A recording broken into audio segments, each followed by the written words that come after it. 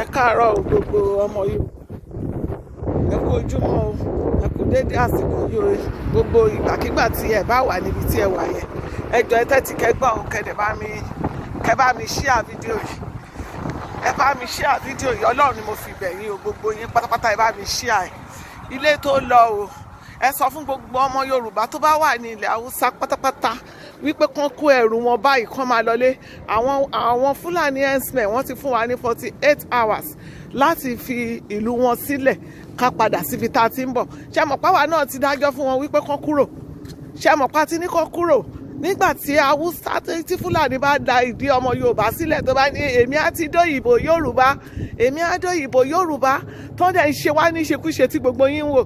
Yorùbá ronú, Yorùbá ronú. Ẹ jọ̀ọ́ mo fọlọ́run bẹ̀ yín, ọ̀rọ̀ ronú kọ́ ló ṣẹlẹ̀ yìí, ẹ má ronú, ọ̀rọ̀ ronú kọ́ ló ṣẹlẹ̀ yìí.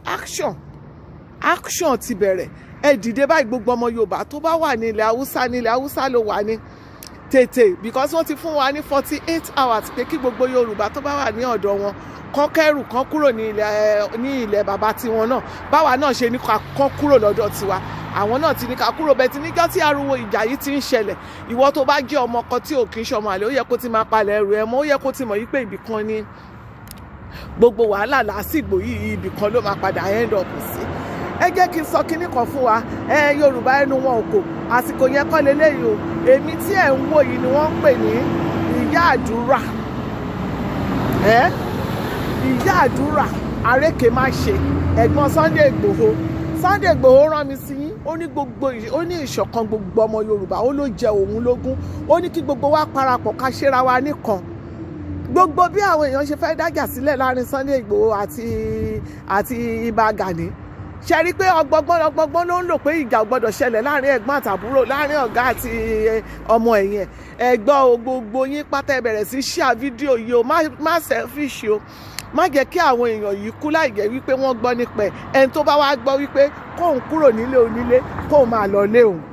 Tó bá kọ̀ tí ò bá lọ, problem ti ẹ̀ nìyẹn. Gbogbo ọmọ Yorùbá ẹ dìde. Yorùbá gbígbé ẹnu wa òkò, ìjẹ́kẹ́nu tiẹ̀ náà kò mọ̀ tẹni tó wà lẹ́gbẹ̀ẹ́. Má ṣe kò ń ta Yorùbá ẹgbẹ́ ẹ̀tẹ́jọ wà lẹ́nu iṣẹ́. Má kó bá wọn, má gbàṣẹ́ lọ́wọ́ wọn, má gbàjẹ́ lẹ́nu àwọn èèyàn. Lọ nísìnyí, eléyìí tó mo ti ẹ̀ bá wá, gbogbo yẹn kọ́ ni mo ti ẹ̀ bá wá báyìí. Ẹnu eléyìí tí mo bá wá ni wípé ẹ tètè lọ sọ fún àwọn èèyàn wa tí wọ́n wà ní òkè ọ̀yà wípé kóníkálukú kó ẹrù ẹ̀ kúrò. 48 hours náà fún ẹni wọ́n bá yọ dágà sí. Ayé àtijọ́ láti ẹ̀ ni wọ́n ń lo dágà, AK-47 ni wọ́n ń lò láyé sí. Ẹ kìlọ̀ fún gbogbo ọmọ Yorùbá, ẹ pè wọ́n wọlé o. Gbogbo ọmọ káàárọ̀ oòjíire, ẹ pa àwọn èèyàn wa wọlé o. Sunday Igboho ní ìṣọ̀kan wa, òun náà bí tẹ̀lé mi, Sunday náà bí tẹ̀lé mi, èmi lẹ̀gbọ́n ẹ̀, ṣùgbọ́n lágbára jù mí lọ. Ṣùgbọ́n ẹ lọ sọ fún gbogbo ọmọ Yorùbá tó wà ní ilẹ̀ Haúsá lọ́wọ́lọ́wọ́ bí mo ṣe ń sọ yìí.